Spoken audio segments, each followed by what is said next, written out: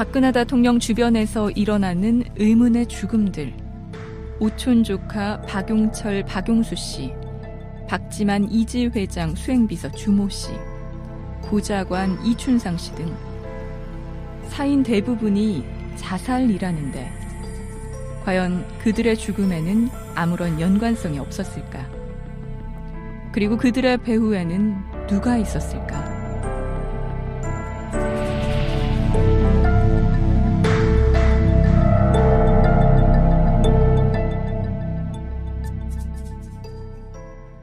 자, 이제 진짜 오늘의 주제인 박근혜 바디카운트라고 네. 하는 걸로 좀 넘어가 봐야 될 것 같은데요.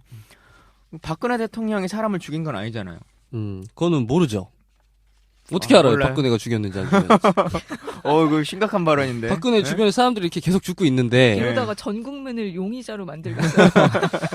그러게 우리가 이거를 누가 죽였는지 왜 죽였는지 의문이 너무 많잖아요. 네. 그래서 저희가 이건 저희끼리 얘기해서 답이 안 나오기 때문에 또 전문가님 저희가 모신 거잖아요. 자, 그럼 대표적으로 얘기해야 될 게 어떤 사건이 있을까요? 일단 바디카운트에 대해서 다시 한번 말씀드리면 박근혜 바디카운트다라고 하면 박근혜 주변에서 그 연쇄적으로 죽어가고 있는 사람들의 숫자를 이야기하는 거예요. 그러니까 이를테면 뭐 오촌 조카 살인 사건이라든지 뭐 박지만 씨의 수행 비서가 최근에 또 돌아가셨죠. 뭐 이런 석연치 않은 이유 때문에 박근혜 씨 주변에서 사람들이 자꾸 죽어가요. 그래서 이것들을 한번 저희가 모아서 이 사람들이 왜 죽고 뒤에는 또 어떤 정황 배우가 있을지에 대해서 우리가 한번 이야기해보는 시간을 갖겠습니다. 예. 네. 네, 맞아요. 신기하게도 진짜 이상하게 박 대통령 주변에 항상 의문의 죽음들이 산재해 있는 것 같아요.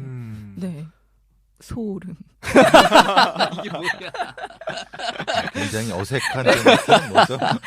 근데 청취자들이 저걸 되게 좋아합니다. 이런 거 되게 좋아해요. 되게 좋아해요. 자, 싸가지 한번 해주세요. 동시에 해볼까요? 소름. 아유, 안 맞아. 네, 이분하고 예. 호흡 못 맞추겠어. 자, 아까 말씀하신 네. 오천 조카 박용철과 그의 사촌 박용수의 살인 사건. 네. 이 미스터리 한번 좀 얘기해 주시죠. 네. 뭐 TV 어떤 프로그램을 통해서 여러 차례 보도가 된 오촌이면 그건 내용이죠? 누구예요? 오촌이. 오촌이 정확히 어떤 관계죠? 아세요? 그러니까 이제 박근혜 씨의 네. 사촌들이죠. 그러니까 이제 박근혜 씨가 고모예요. 네. 이 두 분의 고모예요. 근데 왜 사촌이 아니라 오촌 조카라고? 아니 고모니까 학렬이 위에 아, 높으니까. 그렇군요. 저희가 이 정도로 무식합니다. 네. 그러니까 이 내용은 그거잖아요. 그러니까 2011년 9월 달에 발생한 사건인데, 당시에 이제 박근혜 대통령은 한나라당의 대선 후보였고, 네. 이 오촌 조카였던 박용철이라고 하는 사람이 그의 사촌 형이었던 박용수에게 살해당하는 사건이죠. 근데 이때 뭐 국적은 캐나다인이었던 걸로 보이는데, 네. 네. 단풍나무에서 목을 맨 채로 발견이 캐나다에 됐죠. 어울리네. 네. 그리고 경찰은 그러니까 박용수 씨의 가방에 있는 회칼 등을 보고서 평소 사촌 동생의 건방진 태도에 앙심을 품고 칼과 망치로 박용철 씨를 죽인 뒤에 죄책감에 자살했다. 뭐 이런 식으로 사건을 종결했다고 합니다. 예. 그러니까 둘 다 죽은 거죠. 네. 한 명은 죽인 거고 한 명은 자살한 거다. 이렇게 이제 네. 발표한 거고. 네. 이거와 관련된 또 다른 살인 사건이 벌어집니다. 짱구파 보스 황 씨가 라면을 먹다가 천식으로 사망을 한 건데요. 짱구파 이건 좀 너무한 거 같아. 짱구파. 그것도 라면 먹다 천식으로 죽었대요. 음. 참 이게 근데 공교롭게도 이 황 씨가 박용철 씨가 살해된 지 약 1년 만인 2012년 대선을 2달 정도 앞두고 갑자기 그러니까 근데 그 사람이 죽은 거예요. 누군데요? 이 사람이 예. 제가 설명할까요? 예. 네. 그 박용철이라는 사람이 유경재단의 폭력 사태에 연관이 돼 있어갖고 네. 여러 의심을 받고 있었는데 그러다가 이제 미움을 받죠. 일종의 팽을 당한 거예요. 네. 박용철 씨가 그래갖고 어디에 붙었냐면 박근영 씨의 남편인 신동욱 총재 쪽에 붙은 거예요. 원래는 이제 박근영 신동욱 쪽에 적대하는 네. 쪽에서 반대파였다가. 폭력 사태를 주저했다가 그 적대하는 쪽이 누구라고는 제가 말씀 안 드리겠지만 다 이해하시는 쪽이고 네, 네, 네. 그분 그래서 있죠. 박근혜 대통령 쪽. 예, 그렇죠. 그러니까 했는데 어떤 이유 때문에 팽을 당해갖고 그 법정 증언을 그러니까 말하자면 신동욱 씨 유리하게 하도록 예정돼 있었어요. 그러니까 며칠 뒤에 말하자면은 신동욱 총재의 유리한 증언을 하려고 했었는데 그러니까 사실 누군가는 위협을 느꼈겠죠. 그 상황이 지금 상황이고요. 거기에 이제 주변에 같이 잘 따라다니는 사람이 박용수라는 또 사촌 형이에요. 두 사람이 나타나는 거죠. 이제 그 사람 둘이 이제 술을 먹어요.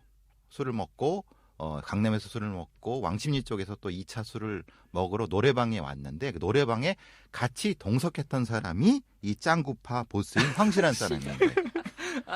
근데 짱구파가 원래 좀 큰 파입니까?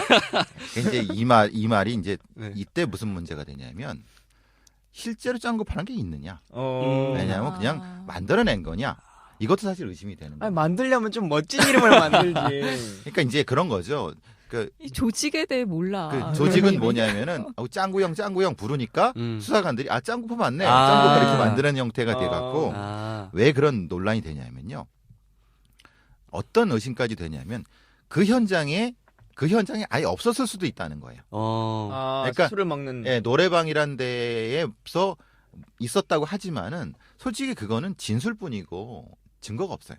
네. 그러니까 말하자면은 왜 황실한 사람이 갑자기 사라져야 됐냐면은 그걸 증명해줄 수 있는 거의 유일한 사람이에요. 그러니까 황 씨에 의해서 박용철, 박용수라는 사람이 노래방에서 술 먹었어요. 나랑 같이 있었어. 라고 하는 거예요. 적극적으로 얘기해 보면은 만약에 황 씨가 없었다고 하면은 거기에 노래방에 갔다는 것도 사실은 오히려 없었을 수도 있는 거예요. 그러니까 그래서 왜 황 씨가 중요했냐면 그래서 중요한 건데 그것이 알고 제작진에서 간파를 하고 네. 황 씨라는 사람을 추적해서 증언을 듣기로 했었는데 뭐 이렇게 왔다 갔다 또 갑자기 천식으로 돌아가시게 되는데 네. 소름 나는 얘기 하나 해드릴까요? 네. 네. 준비하세요, 다들. 소름. 김정남 사건에서 무슨 약품이 쓰였죠? 어쩌고. 브로마, 브로마. 네오스틱이었죠? 네. 네. 그 작용이 뭐냐면은 그 근육을 확 당겨주는 거예요. 이 사람이 황 씨가 뭐였죠? 천식. 네. 네. 천식의 증상이 어떻죠? 기침이 열리는 거잖아요. 네. 네. 이걸 다치게 하는. 기관지를 이렇게 확 그렇죠. 아. 네. 기침은 왜 하냐면은 계속 열리니까 기침하는 거잖아요. 네. 네. 그러니까 제가 뭐 이런 말씀을 드리면은 의심을 하는 거냐? 네. 의심하는 거 아닙니다. 그럴 수도 의심하는 있다. 거 아니지만은 네. 그 작용제들이 대부분 천식. 천식이 걸렸다고 하는 사람들을 죽일 때 쓰는 약품들. 그렇군요. 소름. 난 정확하게 잘 이해를 못했어. 그러니까 이렇게 근육을 위축시킨다고 그랬잖아요. 그러니까 여기도 근육이라는 아니 근데 거잖아요. 그거는 이해하겠는데 그게 소름 끼칠 만한 얘기라는 게 뭐랑 연관돼? 그러니까 누군가가 이 사람을 그렇게 천식으로 위장해서 그런 약품을 이용해서 죽였을 수도 있다라는 얘기를 한 거죠. 그건 우리가 그렇게 생각하니까 지금 이거 사람이 이렇게 건조해가지고 리액션이 이렇게 그러게. 없어서. 그래? 근데 이제 아주 일반화된 약품 독곡물이 일하는 건데 실제로 독곡물은 아니에요. 우리가 의약품이에요. 당연히 라면 먹다 죽었겠지. 이걸 설명하려고 이걸 하는 게 아니잖아요. 근데 라면 먹다 죽었는데 네. 그럼 그걸 설명하기 위해서 뭐가 필요했냐면 이 사람이 천식이 있어야 되는 거예요. 근데 주변 사람들은 이 사람이 천식이 있었다는 거를 어떤 사람은 없었다고 해요. 네. 어떤 사람도 있었다고 해요. 근데 정확히 모르는 거예요. 천식이야. 너무 흔한 또 질환이라서. 갑자기 그 검사외전 그 영화 생각나네요. 저는 안 봤습니다. 안 봤어요? 영화를 진짜 안 봐, 이 사람은. 영화 볼 시간 어디서 시사정비서 준비해야지. 영화를 진짜 안 봐. 아무튼 한가해. 검사 자. 예전에 뭐가 나왔어요? 검사외전도 네. 그 조사받는 사람 한 명이 조사실에서 죽어요. 근데 천식을 앓고 있어가지고 이거 호흡기 하는 거 있잖아요. 네네. 그걸 해야 되는데 다른 검사가 와서 그걸 치워버려. 아. 그래가지고는 사실상 죽이는 거죠. 근데 그 그 책임을 밑에 있는 검사한테 지우게 하는 내용인데 네. 그래요. 황씨 살인 사건이라고 말을 해버렸네요. 그냥 변사 사건. 네, 변사 사건에 대해서 이야기를 해주셨고 그 앞에 이야기한 이 박용철, 박용수 씨가 이렇게 죽은 거에 대해서 프로파일링을 한번 해주시죠. 그러니까 그 사건 자체는 그 강북경찰서에서 네. 했고 현장에 나간 거는 서울경찰청 과학수사팀이 나갔고요.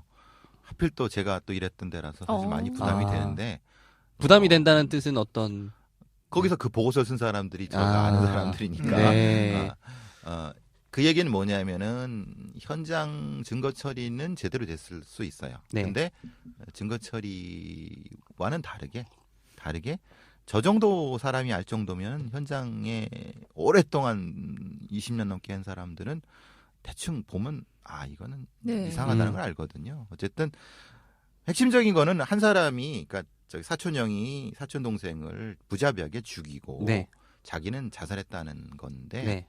이제 그게 이제 현장 상황과 안 맞으니까. 그러니까 일단은 다른 어떤 정황적인 것을 빼고라도 네. 그 박용철이라는 사람이 굉장히 거구거든요. 네. 네. 거구란 사람을 오늘은 거구가 많이 나오네요. 네. 그러니까 완전히 그 저기 유경재단 사태 때 보시면 아시겠지만은 목소리를 걸걸하고 막 네. 이 정도에 쉽게 우리가 말하는 깍두기 형태거든요. 네. 근데 이제 그분을 사촌형이라는 사람인데 좀 왜소해요. 많이 왜소해요. 네. 근데 그 사람이 칼하고 흉기랑 또 뭐 저 맨손하고 장도리, 망치를 가지고 살해를 했다고 하는데 그 현장을 사진을 한 번이라도 본 사람을 보면은 이건 절대 혼자서 할 수 있는 상황이 아니거든요. 근데 이제 그거를 어쨌든 뭐 조사는 했지만은 그렇게 했고 핵심적으로는 그 두 사람 다 뭔지 말하는 수면제 성분을 먹었어요. 그러니까 박용철이라는 사람은 상당히 많이 먹었고 네. 그 죽였다고 하는 사람도 일정 정도, 그러니까 한 알 분량 이상의 걸 먹었어요. 네. 네. 그러면은 내가 제일 죽이려고 하는데 나도 수면제를 먹어? 이런 문제가 발생하는 거예요. 네. 다시 돌아가면은 그럼 그걸 언제 어떻게 먹였는가 때문에 앞에 짱구파 황 씨가 나오는 거예요. 그죠? 그러면 소름. 짱구파 황 씨가 먹였나? 아니면 네. 그 상황을 이 사람은 어떻게 이해하나? 라고 돼야 돼요. 시간상으로. 그렇죠. 네. 그죠? 그러니까 그것 때문에 이제 짱구파 황 씨가 나오는 거고. 그럼 현장 상황에 다시 돌아가면은 그 사람이 거기서 이제 그 박용철 씨가 이제 거기서 살해를 당했는데 그 상황은 아무리 맞춰봐도 박용수라는 사람이 할 수 있는 상황은 아니고 네. 더 결정적인 거는 거기서부터 북한산 위까지 범행 시간이 약 1시에서 1시간 반이나 2시간 정도를 걸어서 산꼭대기 거의 중턱까지 올라가서 거기서 목을 매서 자살을 해야 되는데 현장 상황은. 네. 근데 밤에 산길 걸어보셨어요? 무섭죠. 랜턴 없이 걸어보셨어요? 아니요. 길이 없는 길을. 그걸 갔다는 거예요. 네. 몸에 상처도 없이. 그러니까 이제 어떻게 가지라고 하는 거예요.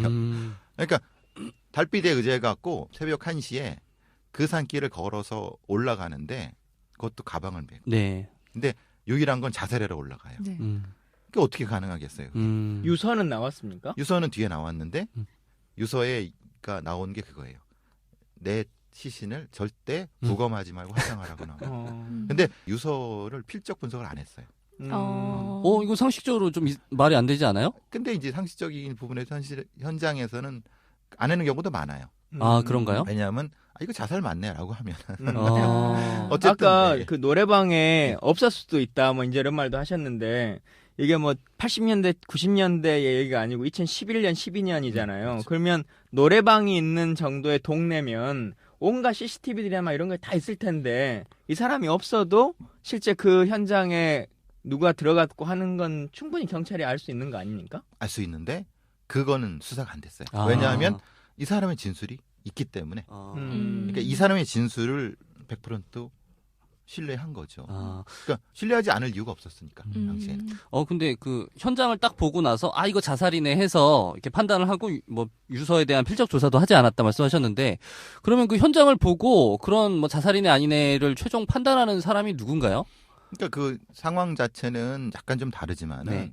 기본적으로 제일 먼저 판단의 권한 있는 사람은 이 경찰서장, 네. 형사과장 2명입니다. 그러니까 형사과장이 판단을 하고 거기에 대한 경찰서장이 동의를 하거나 반대가 될 수도 있고 네네. 그리고 둘 중에 하나인데 그래서 이제 그때 이제 강북 경찰서장이라는 사람이 네. 의원님도 아시는 네. 여당의 국회의원이 네. 뭐 했던 의심이 나는 게 그런 얘기를 그 뒤에 사람들이 많이 한 게 네. 이렇게 한 거고 네. 이제 어쨌든 판단은 형사과장이나 그 경찰서장이 하는 거고요. 네. 같이 나간 쪽이라고 하면은 과학수사계, 그러니까 지방청 과학수사계 쪽에서도 의견을 제시를 하고 그럽니다. 네. 여튼 근데 이제 이 사건과 연관돼서 짱구파 이분도 그것이 알고 싶다 제작진이 이 사건에 대해서 막 찾으려고 하다 보니까 사망하게 되는 것으로 가고 있는데 또 이제 최근에도 보면 VIP의 5천간 살인사건의 진실을 다시 또 그것이 알고 싶다가 그것이 알고 싶다 사람을 다 죽이는 거네. 이게 바드 카운트를 그것이 알고 싶다 카운트로 해야겠네. 응? 이걸 찾아보려고 했죠. 그래서 꽤 괜찮은 증인을 찾았다라고 생각을 했었는데 그 사람도 또 죽어버린단 말이에요. 그렇죠. 네, 동맥경화에 의한 심근경색. 심근경색이라고 하는 걸로. 그러니까 박지만 회장의 수행 비서 주모 씨 말씀하시는 거죠? 이것도 그러면 쭉 연관되는 스토리인 거잖아요. 연관되고 다 근육을 강화시키는 방식으로 이것도요. 다 되죠. 그러니까 여기서 수서경찰서가 부검을 해서 그 사인을 밝혔는데 관상 동맥 경화에 따른 허혈성 심근경색이라고 밝혔어요.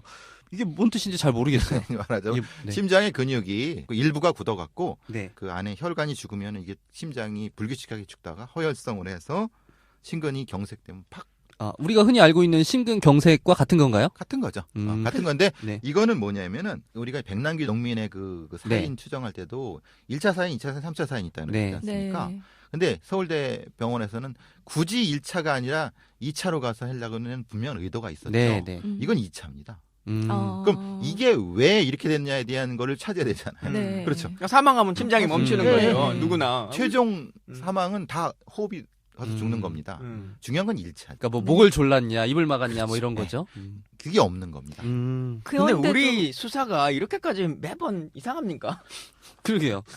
많이 허술합니다. 어. 그거를 학생들을 가르치는 입장에서 원론 따로 현실 따로를 가르쳐야 되는데 되게 피곤합니다. 근데 그것이 우리가 생각하는 무슨 외압에 의해서나 아니면 뭐 그렇게 바뀌는 건가요? 아니면 그냥 허술한 건가? 제대로 하지 않으니까 허술해지는 건가요?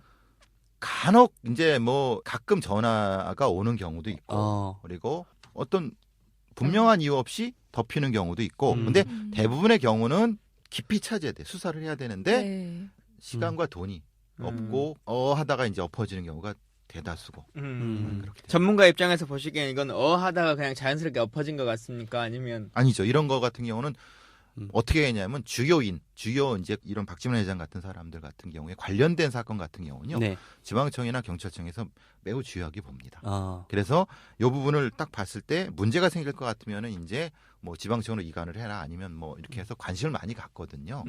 그렇기 때문에 어하서 할 수는 없어요. 주요하게 잘 관리된 결과네. 그렇죠. 그런 부분이라는 건데 이게 실제로 뭐 이렇게 그냥 신경쓰 죽을 수도 있는 거고 문제는 제가 의심하는 거는 그런 네. 거죠. 네. 1차가 필요하다. 1차가. 그러니까 말하는 이 사람이 원래부터 이제 흔히 말하는 뭐 아주 비만이어 갖고 네.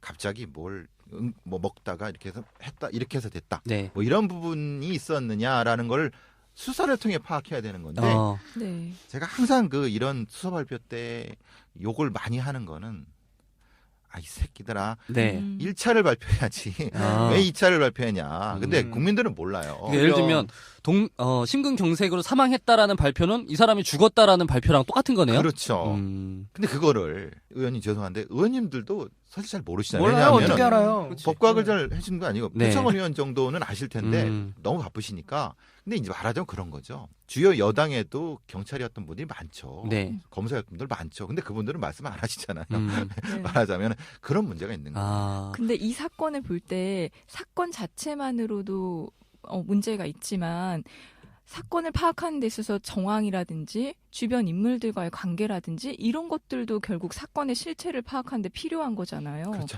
이 당시에 이 사람이 왜 타살로 볼 수 없는지, 왜 이 사람이 어떤 일에 연루돼 있었기 때문에 이렇게 죽었다라고 보시는 거예요. 갑자기 쓰러져 있는 상태에서 이제 이분이 돌아가셨다고 하면은 네. 그 정황적인, 그러니까 이제 아까 처음 말씀드린 것처럼 이분이 꼭 그렇게 쓰러져야 되는 어떤 이유에 대한 설명이 필요한 거예요. 이거는 말하자면 의학적인 것이 아니라 정황적인 거죠. 네. 그러니까 말하자면 이분이 평소에 이제 활발하게 운동을 하시고 있었고 관리가 잘 되고 있었는데 이렇게 됐다고 하면 이건 심각한 문제가 있어갖고 수사가 돼야 되는 거잖아요. 네. 네. 근데 평소에 완전 뭐 사는 것도 개판이었고 뭐 포금하고 뭐 그랬다고 하면은 이런 것들이 일목요연하게 플로우 차트로 해서 수사가 돼야 되는데 그게 안 되고 그냥 이렇게 죽었다라고 하면은 네. 네.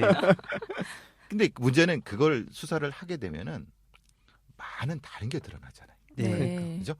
이분이 유경재단에 대해서 아는 사람이 있으면 안 되는 거죠. 이 대한민국에서 유경재단이라고 하는 것에 대한 진실이 조금이라도 알거나 아니면 그것을 언론과 접촉하려고 하는 낌새가 보이거나 하면 죽는 거죠. 그러니까 네. 이 주모 씨가 전날 누구를 만났는데 사실 만난 사람은 이 사람이 모시던 사람들이잖아요. 네. 그럼 그걸 다 이제 언론에도 노출이 돼야 되는 거예요. 네. 그걸 꺼려하는 분들이 계시겠죠. 네. 그죠? 박영철 씨, 박영수 씨 사건도 마찬가지예요. 그걸 다 플로이 차트로 수사를 하게 되면은 이분이 누굴 만났고 거기서 뭘 했고 이런 것들이 다 조사가 돼요. 네. 그러면은 그럼 안 되죠. 네. 심각한 문제가 발생하겠죠. 음. 네. 이렇게 이런 부분. 그러니까요. 진짜 그- 이 유경재단과 관련된 분들이 다 바디카운트 여기 안에 포함돼 있어요. 네. 그러니까 유경재단 바디카운트가 한 명 더 있긴 한데 사실은 이제 이분은 사고일 확률이 훨씬 더 높아서 네. 이 바디카운트라고 하는 건 약간 맞을지 아닐지 모르겠는데 선거 기간에 있었던 일인데요. 대통령 선거 기간에 유경재단 폭력사태 원래 주도했던 7인의 멤버였었던 지금 이제 문거리 3인방 이렇게 부르잖아요. 네. 근데 원래 문거리 권력은 4인방이에요. 네. 그리고 이춘상 보좌관이 4인방 중에서도 가장 높은 등급의 그러니까 네. 사람이었던 거죠. 이춘상 네. 보좌관이. 근데 선거 기간에 이제 교통사고로 사망을 하거든요. 그래서 네. 우리는 실제 선거 기간에 교통사고가 진짜 많이 납니다. 교통사고 엄청 많이 나고 신호 위반 다 하고 다니고 그럴 수밖에 없는 구조거든요. 그러니까 왜 그럴 수밖에 없어요? 하루에 네. 하루에 당 대표나 뭐 대선 주자나가 움직이는 거리가 지역별로 많아서 한 20군데 정도로 돌아다녀야 돼요. 네네. 그래서 기자단들도 그 20개를 다 못 따라다녀요. 아. 그래서 A조, B조로 해서 음. 그 다음 단계는 이 팀은 안 가고 그 다음 단계로 넘어가죠. 근데 후보들은 경찰 경호를 받고 가니까 네. 그냥 뚫고 가거든요. 네. A급 경호를 해주니까. 근데 그 대변인단이나 수행원들은 경찰이 에스코트를 안 해줘요. 네. 그러니까 그냥 불법으로 다녀요. 음. 그냥 버스 전용 차선 아마 딱지 끄는 걸로 치면은 몇백만 원 나올까 참거니까 네. 과속 방지 이런 거. 근데 그래서 그냥 교통사고로 사망했겠거니라고 우리는 이충상 보좌관은 생각하는데 네. 여튼 이제 이분도 유경재단 사건 특히나 네. 유경재단 폭력 사건에 대한 진실을 가장 잘 알고 있는 사람 중에 하나니까 네. 일단 카운터에는 넣어야 될 것 같은데요. 네. 당시 그렇죠. 이분의 포지션 때문에 의문났던 그거죠. 이분 포지션이 그 지금 대통령이신 분의 거의 수석 보좌관 네. 되잖아요. 나머지 세 분이 약간 밑에 있었던 예. 분이고, 근데 그때 이제 말하자면은 뭐 이제 흔히 말하는 정 씨라든가 최 씨 같은 사람들 포지션과 겹치는 부분이 많았다는 거예요. 그러니까 이춘상이라는 사람이 이 죽을 때도 그게 작용하지 않았을까라고 하는 의심이 드는 거는 그거죠. 그러니까 네. 이런 권력을 가진 사람들은 포지션 겹치는 걸 굉장히 싫어하거든요. 네. 뭐 의원이 잘 아시겠지만 이게 내 건데 내 걸 가지고 있으면 이게 네. 그 옆에 있는 형제라도 물어뜯거든요. 그러니까 적어도 뭐 그런 부분 때문에 의심을 많이 받았던 부분이 알력 있었어요. 다툼. 예, 알력이 으로. 분명히 있었을 거라는 네. 생각. 혹시 저랑 포지션이 겹치는 분이 있으시면 전화 주시면 저는 언제든 그 물러날 용의가 있어요. 예를 들면 예? 누구 생각나는 사람 누구 있어요? 진성준이요. 진섬준? 노잼. 그래 맞아. 그리고 또 이준석하고도 또 가끔 웃기던데. 아니 그게는 뭐 우리 당은 아니니까 그래요? 같은 직을 할 일은 없잖아요. 진성준 의원님 보고 계시면 조심하세요. 몸 제가 조심하세요, 언제든. 의원님. 서로 멈췄어요.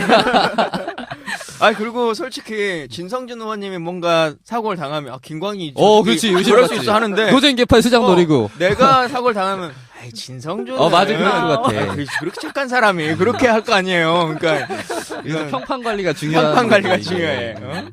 큰일 났네. 다 죽어. 오랜만에 해봤다. 예. 오늘 되게 어울리는 드립인 것 같아요. 오늘 시간에. 자, 이렇게가 이제 대통령 되기 전의 사건들이 거의 이제 대부분이고, 대통령이 되고 나서의 사건들도 이제 계속 발생하잖아요. 그 첫 번째 사건 뭐로 볼 수 있을까요? 저는 이거 번개탄 피워서 자살한 분이 두 분 계세요. 아, 예. 네. 정윤회 문건 유출 사건의 용의자로 지목됐던 최모 경위. 2014년 12월에 그 조수석에 번갯불을 피우고 그 사체로 발견이 되셨고요. 그리고 2015년 7월에는 전에 그 이탈리아 해킹 팀으로부터 해킹 프로그램을 구매했다는 혐의를 받고 있었던 RCS 프로그램이라고 네, 하는 국정원 직원 임모 씨가 또 번개탄을 피우고 흔히 잘 자살을 아시는 했어요. 마티즈. 그렇죠. 네. 그 이분들이 근데 하나같이 의심이 받는 게 이렇게 그 가족들의 증언으로 봤을 때 이분들이 자살할 이유가 전혀 없었다는 거잖아요. 어떻게 생각하세요?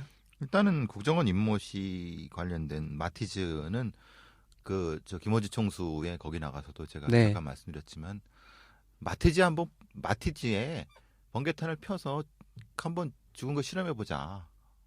그 마티즈가 작잖아요. 네. 네. 근데 열 축적이 굉장히 높아요. 아, 더워서 안 되나요? 더운 무슨 문제냐? 타버려요. 아. 네. 자동차가. 왜냐하면 차 안에 여름에 네. 차 안에 그 라이터 그 이온 터지죠. 라이터 넣으면 네. 터지죠. 그러면 그게 불 붙어갖고 싹 타버리거든요. 네. 번개탄이 얼마나 열량이 높아요. 그러니까 그걸 이제 이렇게 죽으려면 어떻게 해야 되냐면은 번개탄을 미리 한 다음에 그것을 어느 정도까지 한 다음에 넣고 그래도 열이 높아요. 작으면 열이 이제 복살이 발생하기 때문에 소파가 녹아갖고 그래서 보통 이렇게 번개탄 자살일 경우에 종종 아니면 상당수가 앞에 놨을 경우는 무슨 문제가 생기냐면은 전소되는 거고 뒤에 놓으면은 가능해요. 네. 그걸 모르는 사람이 했다고 하면 이해를 하겠어요. 네. 근데 이제 제가 이걸 그때도 말씀드린 이런 메커니즘을 구체적으로 설명 안 드린 거는 이렇게 죽는 사람이 또 많으니까. 근데 그 부분하고 뭐 당연히 마티즈의 돌 괴었다는 것부터 시작해 갖고 네. 그다음에 또 이 자살하려고 하는 부분에서 차문 틈을 막지 않았다는 부분도 이런 부분들이 다른 건 모르겠지만 그 저수지 밑에서의 현장 상황에 대한 것이 일치하지 않는 부분을 저는 이제 설명을 했고요. 네. 상당 부분이 이건 좀 매치되지 않는 부분이다. 네. 적어도 그 부분이 있었고 최경희 사건 같은 경우는 지금 이제 그 형님이나 아니면 가족들이 특검에 이제 그걸 진정서를 제출을 해갖고 수사해 달라고 했는데 네. 뭐 수사할 수는 없어요. 왜냐하면 그 범위가 넘어갈 수가 있으니까. 근데 그 상황 자체도 되게 웃긴 거는 그 길 경기도 이천에 있는 그분 고향에 있는 길 이렇게 오픈되지 않은 약간 오픈되는 곳에 길가에서 자살을 했거든요. 네. 태워갖고. 근데 문제는 그러면 그거를 그 번개탄을 어떻게 구입을 했느냐. 그리고 사람이 지나가는 길인데 그것을 어떤 방식으로 했느냐 부분이 규명이 안 되고 이 최경희 사건 같은 경우도 마찬가지로 정확한 수사가 전체적으로 진행된 것이 아니라 네. 유서와 정황을 보고 이제 내사 종결된 부분인 거죠. 그러니까 저도 의정 활동하면서 참 반성하는 것들이 많이 있거든요.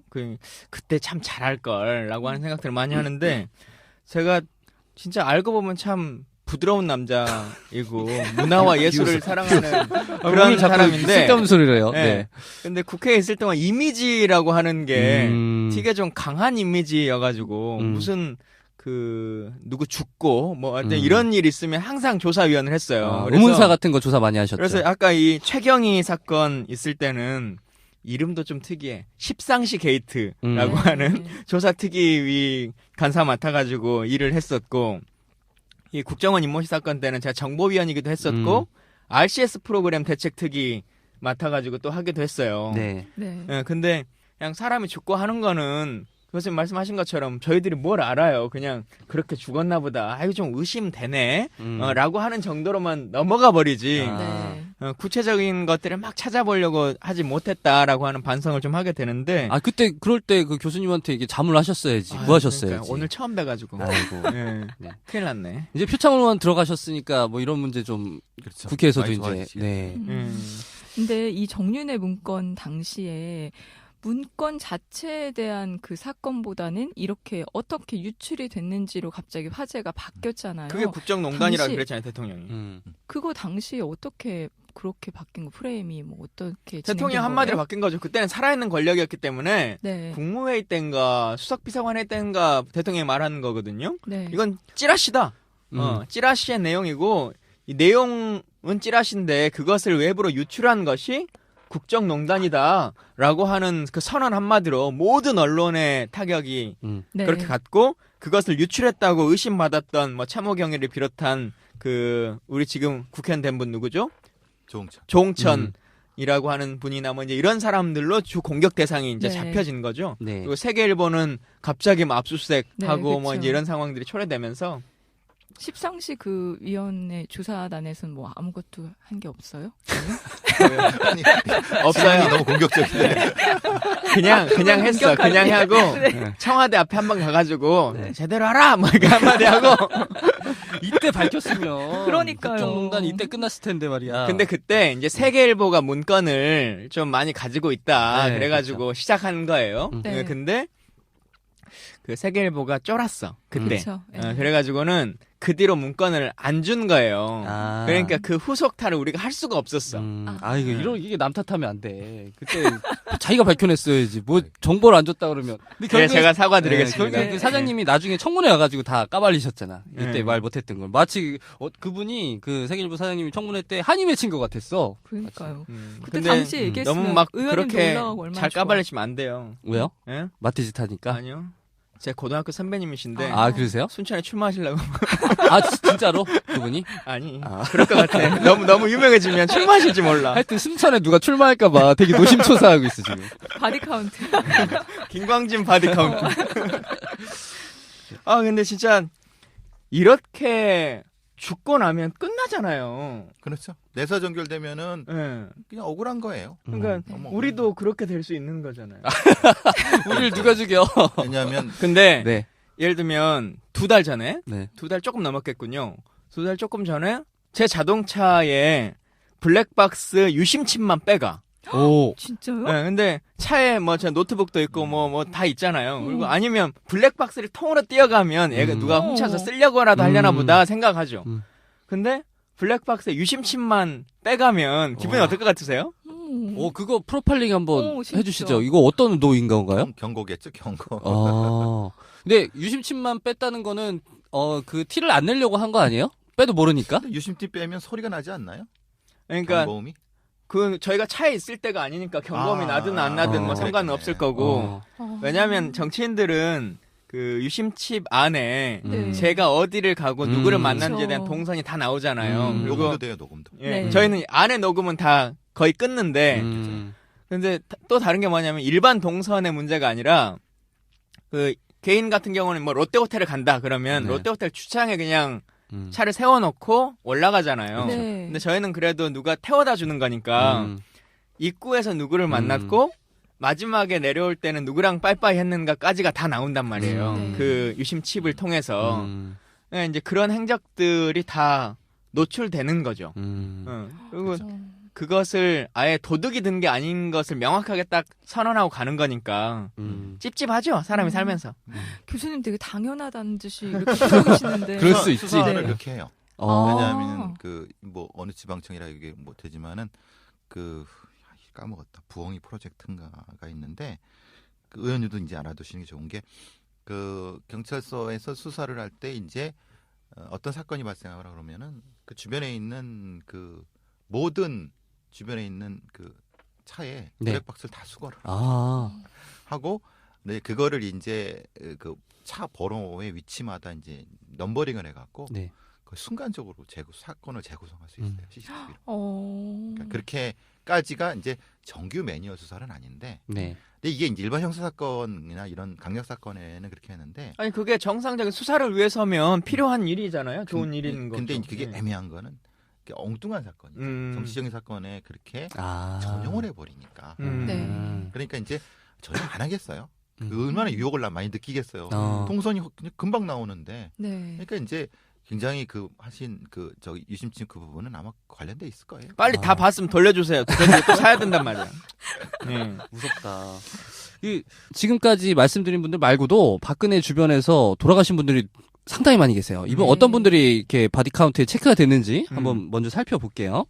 먼저 최태민 씨를 파헤쳤던 종교 연구가 탕명환 씨가 라는 분이 계셨는데 지난 94년에 자기 아파트 근처에서 한 광신도에게 살해를 당합니다. 네. 그리고 제4공화국이라는 그 MBC 드라마였죠.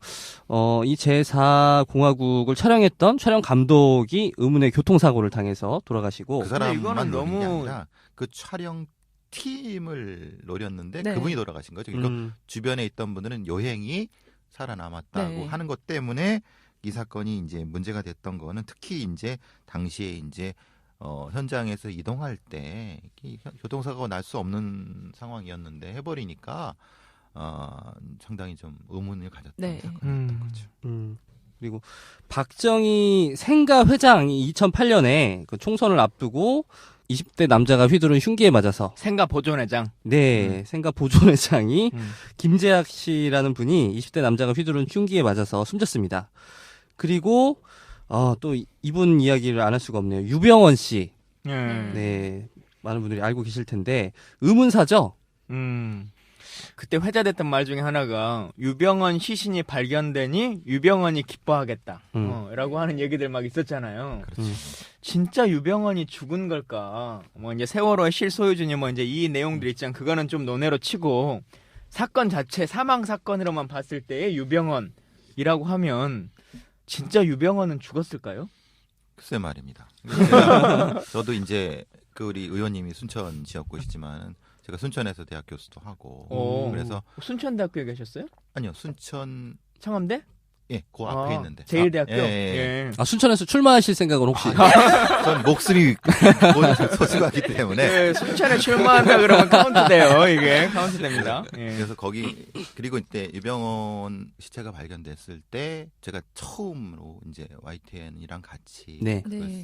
라이브로 했었죠. 그리고 그 순천 지역은 잘 압니다. 네. 두 분 다 그럼 시체를 보신 거예요? 유병헌 시체를 실제로 의원님도 보셨다고. 보셨다면서요? 네. 저는 시체 봤어요. 예. 저는 이제 시체는 그 뒤에 봤고 현장에서 목뼈 3개 네. 그거 보고 거기 발견한 사람들 봤죠.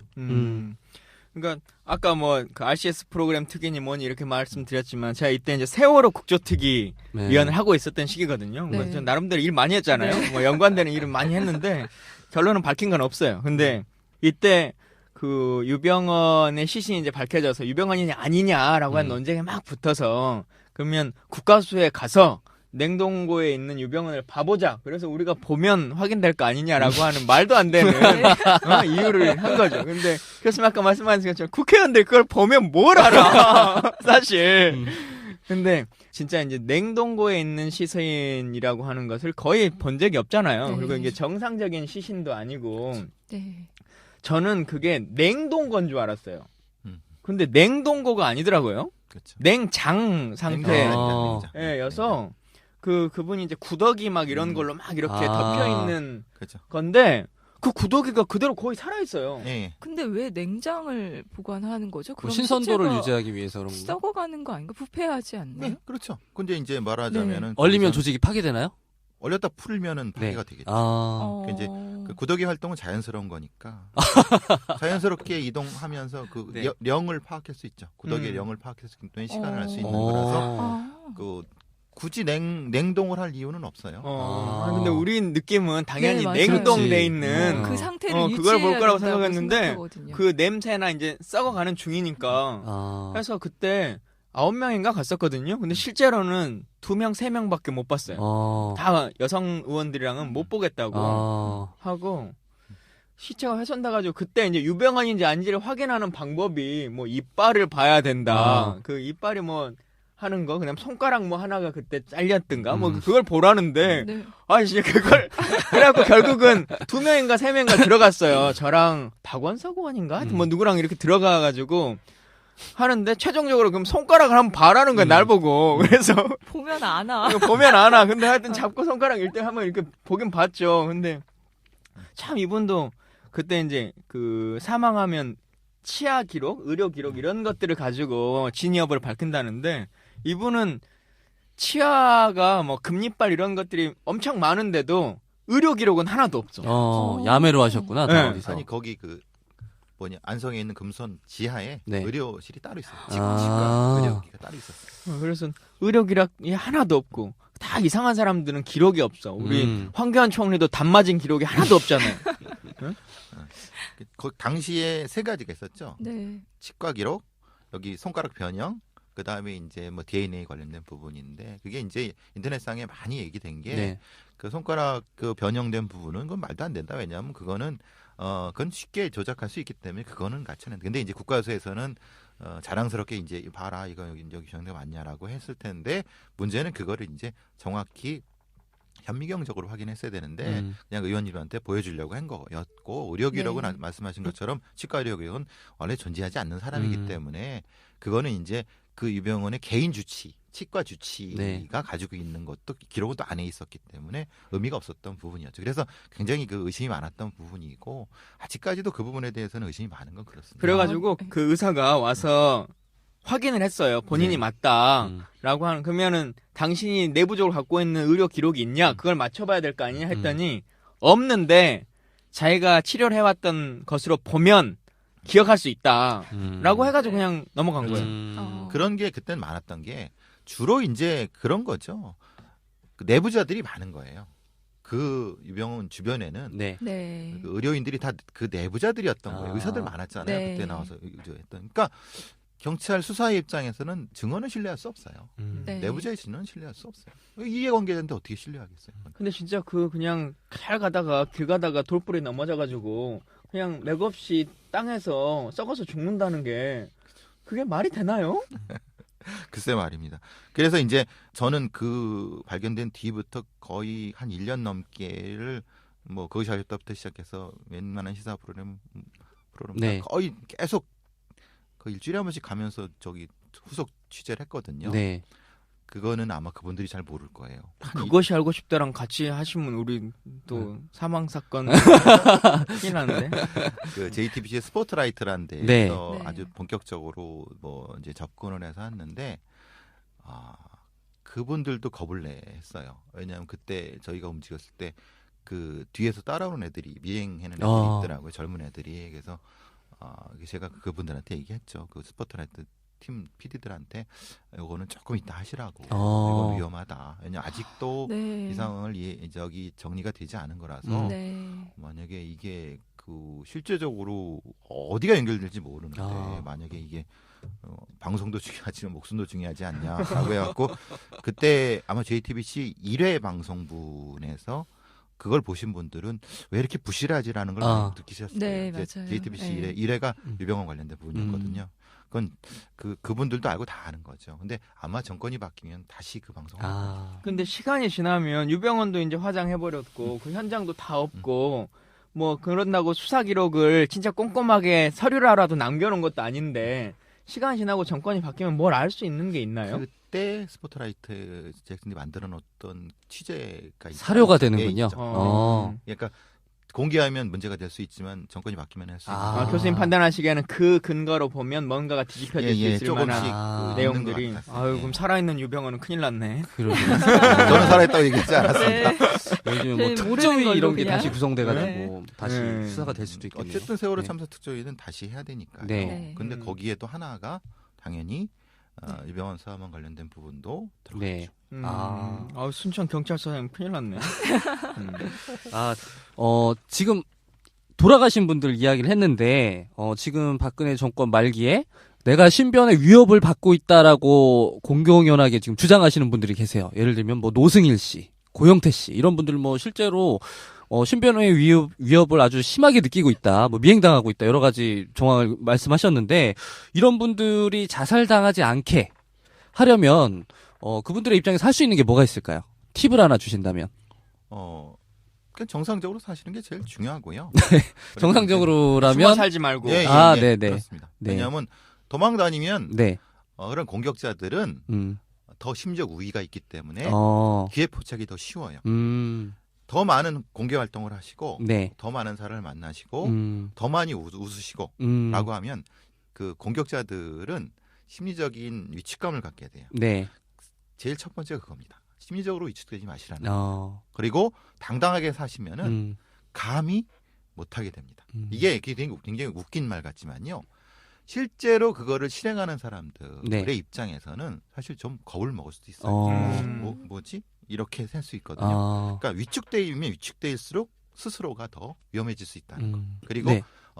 가능하시면은 항상 이동하는 동선은 루틴하게 루틴하게 하시고 항상 주변에 같이 다니시고.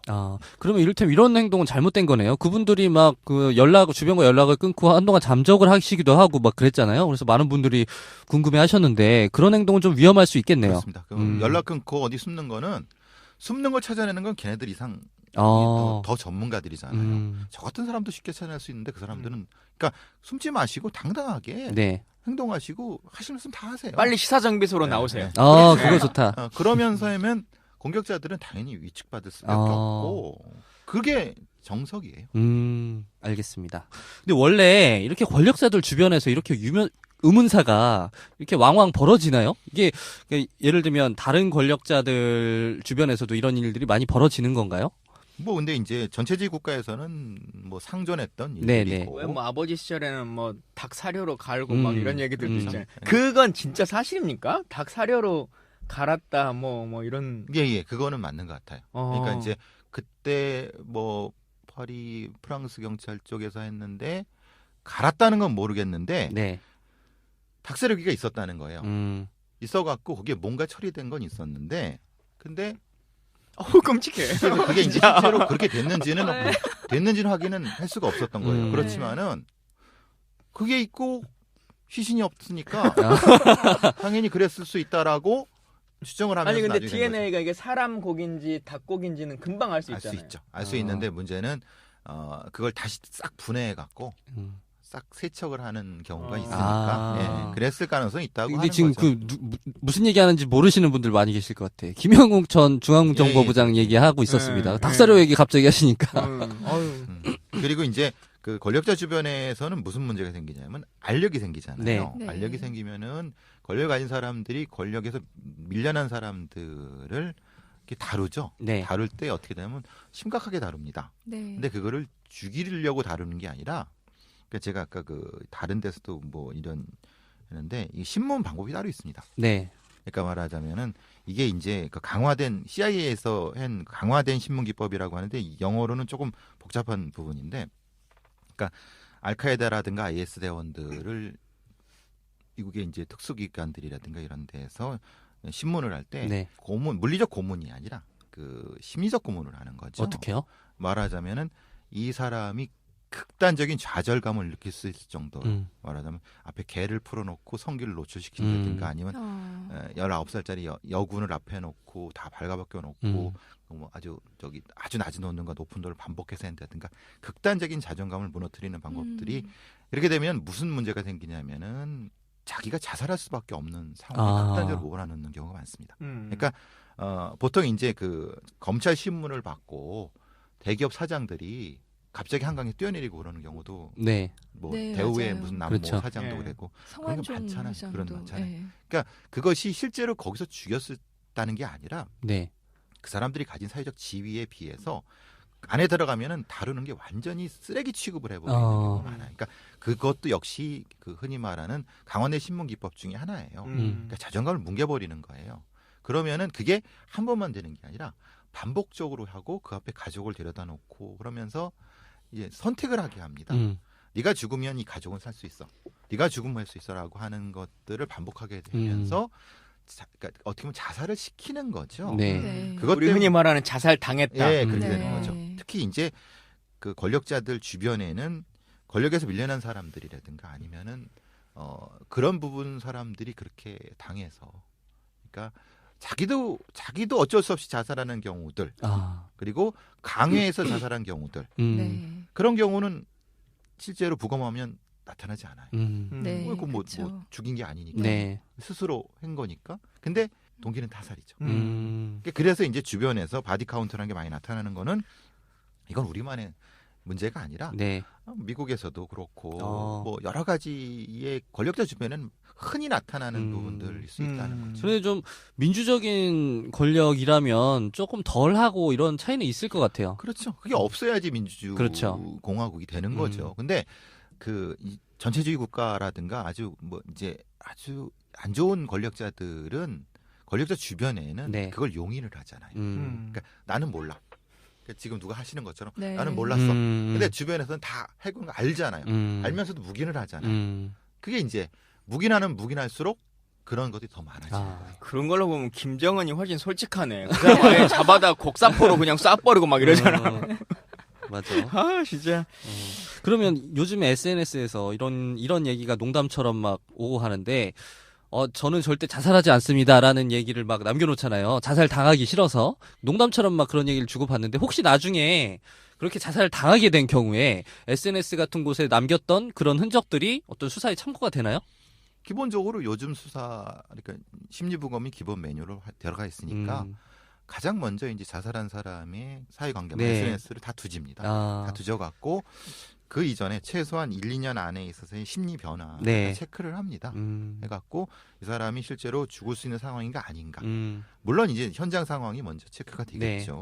했는데 이 모든 게 매뉴얼화돼서 우리가 지금 앞에 갔던 많은 사건들이 똑같이 그렇게 됐어야 되는데 그건 안 된 거죠. 그럼 의미가 있네요. 우리 오늘 다 한마디씩 해야 될 것 같아요. 절대 우리는 자살하지 않는다. 하트 유발자 정주식 절대 저는 자살하지 않습니다. 별로 관심 없을 것 같아요. 의원님만 하시면 나 오래 될 것 살고 싶어. 같아요. 전 뭐 빨간 마티즈를 타지 않는다 뭐 이런 거 한데 제가 주위 분들한테 그 말 했어요. 만약에 내 유서가 발견돼도 유서의 가장 마지막에 마침표가 찍어져 있으면 그건 내가 원해서 쓴 게 아니라고 생각해 주라 라고 하는 말을 한 적이 있거든요.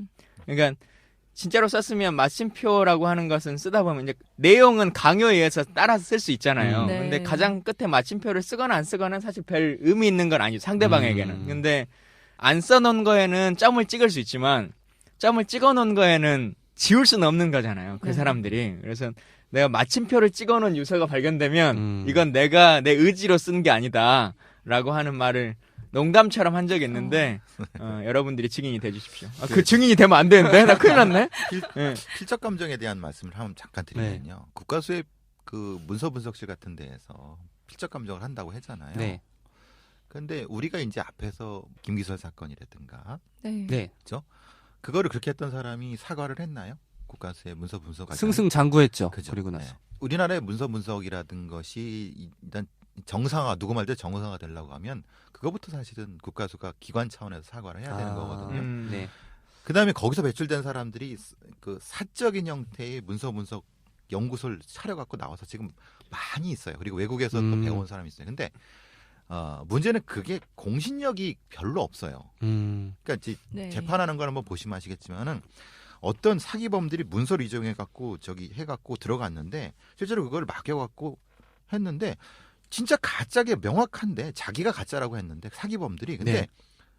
결론은 이걸 감정한 사람은 진짜라고 하는 거예요. 네. 그러니까 제가 이 말씀 드리는 건 뭐냐면 문서 분석이라고 하는 게 우리나라에서는 매뉴얼화된 공신력 있는 부분이 많이 부족하다는 거. 네. 그럼 무슨 문제가 생기냐면 억울한 일이 너무 많이 생기는 네, 거예요. 네. 그리고 유서 관련된 부분에서는 그건 신뢰하지 않으셔도 돼요. 현재 상황에서는. 국가수의 감정도 근데 재판정에서는 신뢰되잖아요. 그건 이제 무슨 신뢰냐면은 재판장이 인정하는 거죠. 음. 근데 재판장이 인정한다고 그게 꼭 맞는다고 볼 수는 없어요. 그게 그건 진실하고는 또 다를 수 다를 수 있다는 재판장의 거죠. 판단일 뿐이다. 판단일 뿐이죠. 네. 그래서 그것 때문에 요새는 문제가 많은 거는 검사 쪽에서 문서 분석을 한다 그래도 변호사 쪽에서 탄핵하고 또 반대하고 그래서 재판장 분들도 골치 아픈 거는 이게 명확하게 아주 DNA 조사처럼 딱 정해진 거면 편하잖아요. 네. 네. 그죠? 근데 이게 논란이 많이 A란 B란 사람은 이게 맞다고 하고 C란 D란 사람은 틀리다고 해요. 문서 분석.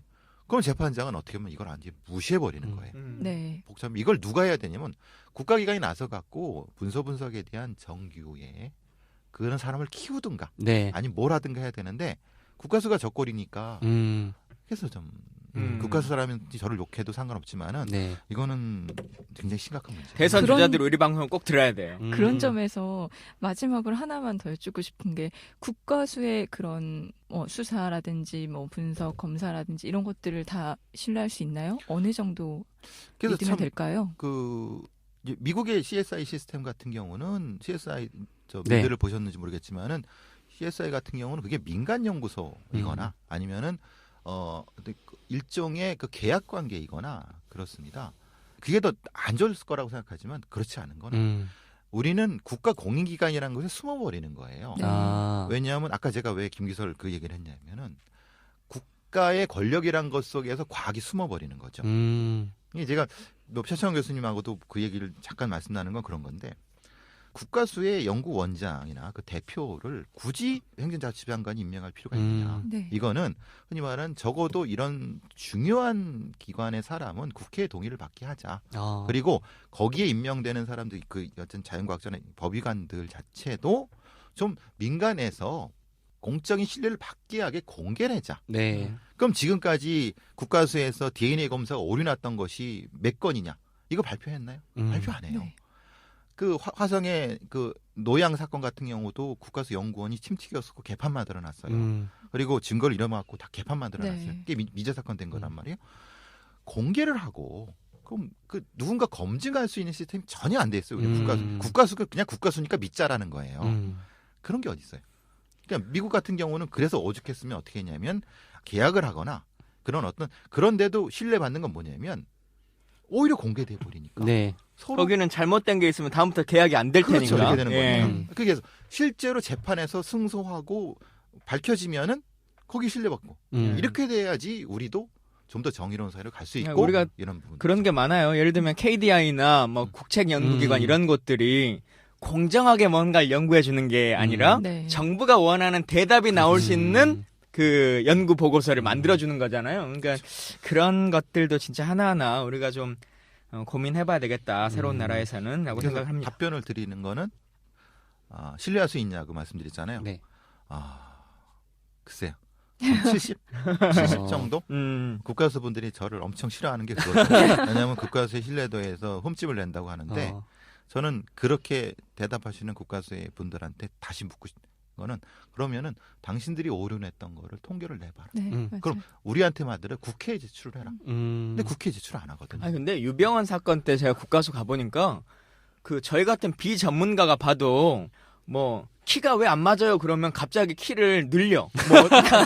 뭐 왜 손가락이 이거 볼 때랑 이거랑 달라요? 그러면은 말도 안 되는 좀 이유를 대. 뭐 빛의 반사로 그냥 그렇게 보인 것일 뿐입니다. 뭐 이렇게 하고 넘어가고. 그래서 과학의 진짜, 뒤에 숨어버리는 거예요. 우리가 봐도 이건 아닌 것 같은데 키 차이가 나는데.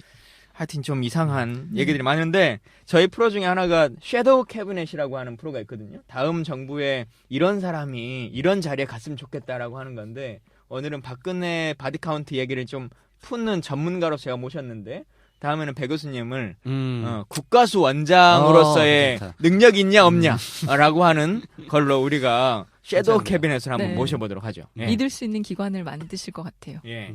자, 이렇게 오늘 김광진의 시정비소 박근혜 주변에서 죽어가는 사람들, 박근혜 바디카운트라고 한 얘기를 했는데 사실 우리가 거론한 사람들보다 더 중요한 게 박근혜 정부 4년 그리고 그 전에 박정희 신화로 비롯된 한국 사회의 이 모순을 거치면서 수많은 사람들이 죽어갔던 일들 그리고 그 노동자들, 민주화를 위해서 희생했던 많은 사람들 그 모든 것들이 다 박근혜 카운트, 박정희 카운트에 들어가야 되는 거죠. 바디 카운트에.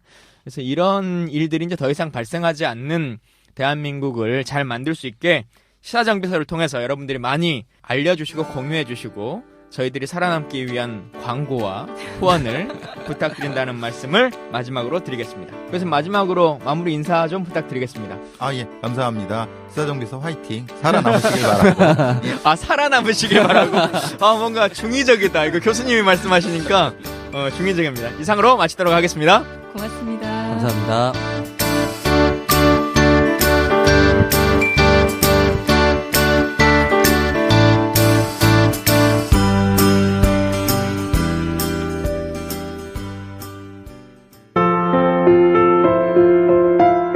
여러분, 오늘 방송 어떠셨어요? 저희 방송에 힘을 실어주고 싶다면 구독하기, 다운로드하기, 후기 남기기, 하트로 여러분의 마음을 표현해주세요. 그 마음에 힘입어 더욱 열심히 만들겠습니다. 다음 방송까지 안녕히 계세요.